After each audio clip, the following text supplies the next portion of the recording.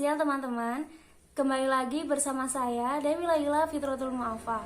Pada kesempatan kali ini kita akan membahas materi mata pelajaran Bahasa Indonesia kelas 12 semester 2, yaitu kompetensi dasar 4.12 melengkapi informasi dalam proposal secara lisan supaya lebih efektif. Pernahkah kalian membaca sebuah proposal? Saya yakin banyak dari kalian sudah pernah membaca proposal, bahkan pernah menyusun sebuah proposal. Nah, selanjutnya, apakah kalian tahu perbedaan antara proposal dengan karya ilmiah? Wah, benar sekali. Berikut adalah penjelasan rinci mengenai perbedaan proposal dengan karya ilmiah. Simak ya. Proposal adalah susunan rencana kerja atau suatu kegiatan tertentu.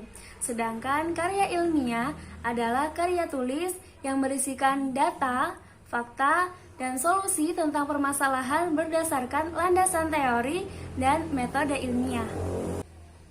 Nah, sekarang kalian sudah mengetahui kan perbedaan antara proposal dan karya ilmiah. Selanjutnya adalah definisi secara lengkap mengenai proposal. Simak ya. Proposal adalah rencana kegiatan yang dituliskan dalam bentuk rancangan kerja yang akan dilaksanakan. Rencana kegiatan tersebut tentu saja harus dituliskan secara baik dan benar supaya pihak yang berkepentingan dapat memahaminya dengan baik. Proposal bersifat hanya sebagai usulan tertulis yang ditujukan kepada pihak-pihak yang berhubungan dalam suatu kegiatan. Kegiatan tersebut dapat berupa kegiatan bisnis, pengajuan, dana, proyek, hingga penelitian. Setiap proposal yang disusun memiliki tujuan dan fungsi tertentu. Simak penjabaran fungsi dan tujuan proposal sebagai berikut. Fungsi proposal. Yang pertama, dapat digunakan untuk pengajuan kerjasama bisnis kepada perusahaan sasaran. Yang kedua, dapat digunakan untuk mengadakan acara tertentu, misalnya pelatihan, seminar, perlombaan, dan lain-lain.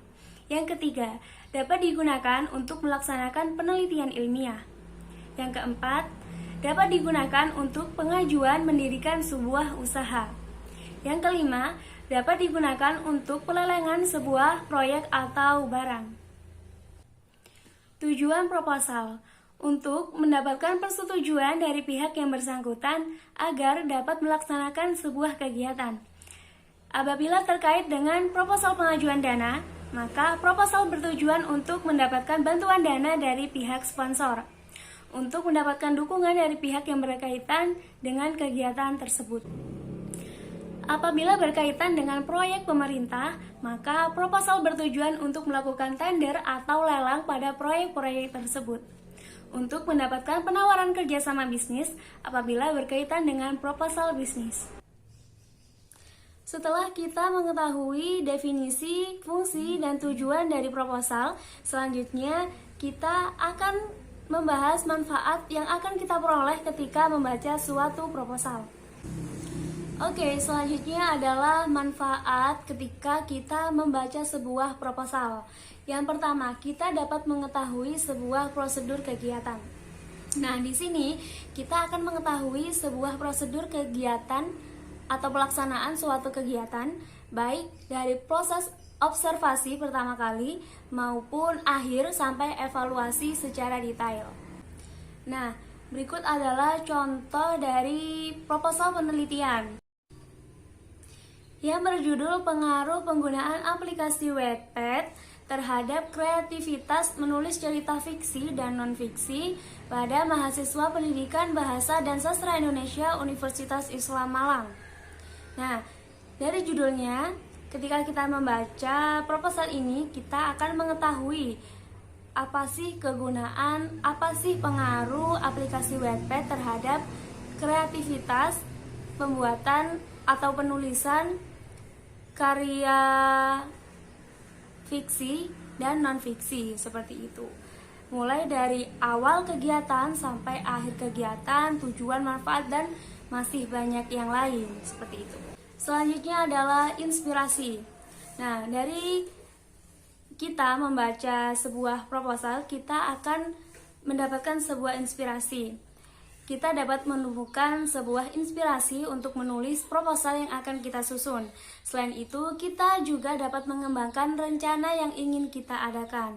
Nah, kan biasanya ketika kita ingin membuat suatu proposal, tetapi kita tidak pernah tahu caranya atau step-stepnya bagaimana cara membuat proposal, kita harus mencari terlebih dahulu proposal-proposal yang terkait dengan rencana kegiatan yang akan kita buat seperti itu, agar kita mempunyai referensi seperti itu. Nanti sisanya kita bisa mengembangkan ide-ide atau kegiatan-kegiatan yang hampir sama di proposal yang kita cari tersebut, yang kita ambil inspirasinya, yang kita ambil idenya seperti itu. Diksi atau kalimat yang digunakan di dalam proposal cenderung baku dan memakai bahasa ilmiah. Oleh karena itu, kalian diharuskan mengkaji diksi-diksi tersebut terlebih dahulu. Berikut ini adalah cara-cara yang bisa kalian terapkan ketika mengkaji diksi-diksi proposal. Mengkaji diksi dalam proposal. Yang pertama, kita bisa memanfaatkan KBBI atau Kamus Besar Bahasa Indonesia yang ada di perpustakaan sekolah. Yang kedua, laman internet. Kita bisa memanfaatkan akses internet jika ada di sekolah kita atau di rumah seperti itu. Yang ketiga, KBBI online. Nah, kita bisa membuka Kamus Besar Bahasa Indonesia secara online ketika mempunyai jaringan internet seperti itu. Dan KBBI online ini lebih praktis dan tentunya lebih cepat. Selanjutnya yakni menyajikan hasil diskusi. Tapi sebelum kita membahas poin ini, sebelumnya kalian akan diberikan tugas oleh guru kalian berupa menganalisis isi proposal. Bisa dikerjakan secara kelompok maupun individu, tetapi yang lebih efektif adalah secara berkelompok. Nah, menyajikan hasil diskusi. Yang pertama, kita harus melewati proses analisis. Setelah selesai, barulah ada yang namanya hasil analisis. Hasil analisis ini adalah hasil dari diskusi kelompok atau teman sejawat kalian, seperti itu. Selanjutnya, presentasi. Kalian menyajikan hasil diskusi tadi dan disampaikan di depan teman-teman sejawat dalam bentuk presentasi kelompok. Selanjutnya, catatan. Kalian bisa menambahkan catatan penting atau informasi yang menurut kalian penting yang berkaitan dengan proposal tersebut atau yang ada di dalam proposal tersebut. Nah, sebelum menutup presentasi, tentunya kalian harus membacakan kesimpulan. Kesimpulan adalah ringkasan secara keseluruhan isi, informasi, dan segala macam yang ada di dalam proposal yang telah kalian kaji tadi. Selesai sudah pembahasan materi tentang proposal pada pertemuan kita kali ini. Semoga bermanfaat. Tetap belajar, terus belajar, dan belajar lagi. Terima kasih. Saya akhiri dan sampai jumpa.